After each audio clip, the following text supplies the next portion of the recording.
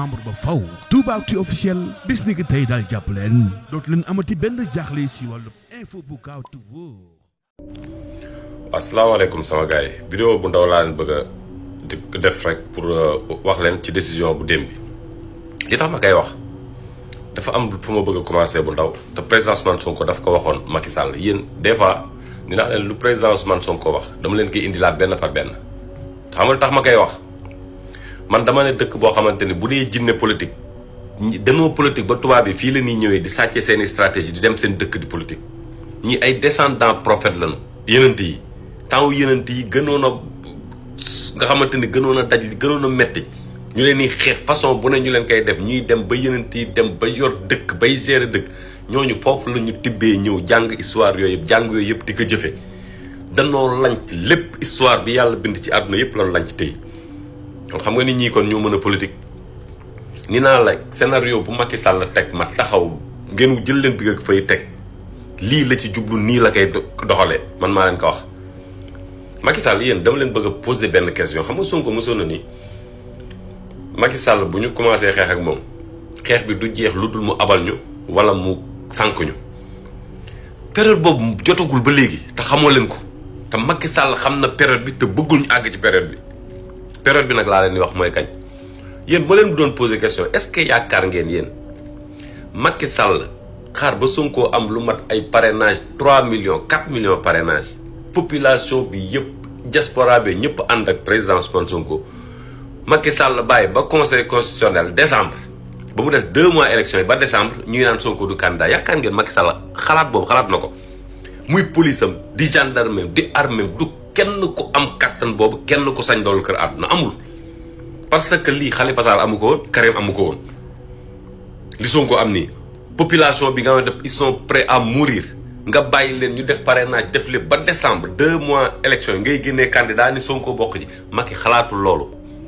xam na ni boo Sonko bu fa àggee rek mooy bal ba tàkk na c'est fini moo tax muy jouer jeu nii mais jeu bi dafa am lu ci kale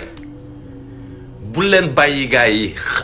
combat bi xaaju la jeex wax naa leen ko sama vidéo bee passé il faut être bon psychologiquement physiquement ngeen pare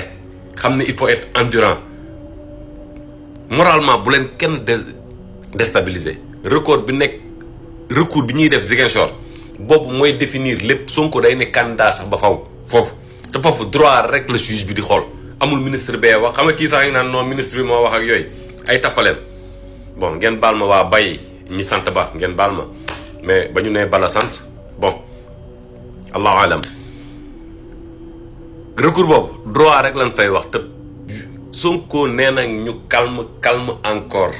Macky Sall heure xeex ba lay bañ décembre ba xam na ni bu jotee dëkk bi amul lu ko mën a téye kër àdduna bu nee Sonko du candidat xam na ni Sonko buy am parrainage di àgg ba décembre kenn mënu ko tee ne candidat jeu bi muy jeu yëpp bu mu àgg décembre la foofu mënu ko téye amul kenn ko mën a téye ndax du ko sañ ndax dootu ko xam day am population bi yëpp kii la ñu àndal te ñëpp a armé wu taxaw du gendarme du police du armée du kenn moo tax man ni leen recours bi Ziguinchor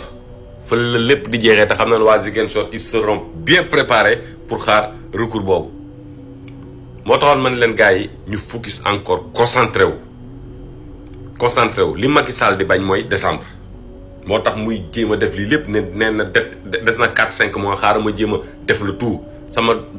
Macky bi mooy dernière cartouche am bii lii nii du décembre de conseil constitutionnel mënu ci dara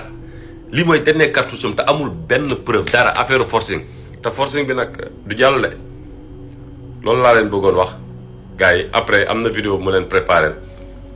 pour wax leen ci ruelle bi ñu tuddee Macky Sall ñu naan dafa defar infrastructure rek nii la ko defaree rek jël alal gi yëpp jëlee ko ci bitim réew ak tubaab yaak ñun ñooy fay bay bëgg a dee naa ko wax nan la ñuy defaree infrastructure ak nan la ñuy yoree dëkk pour ngeen xamante ne Ousmane Sonko moo jara téye moo jara jàpp moo jara àndal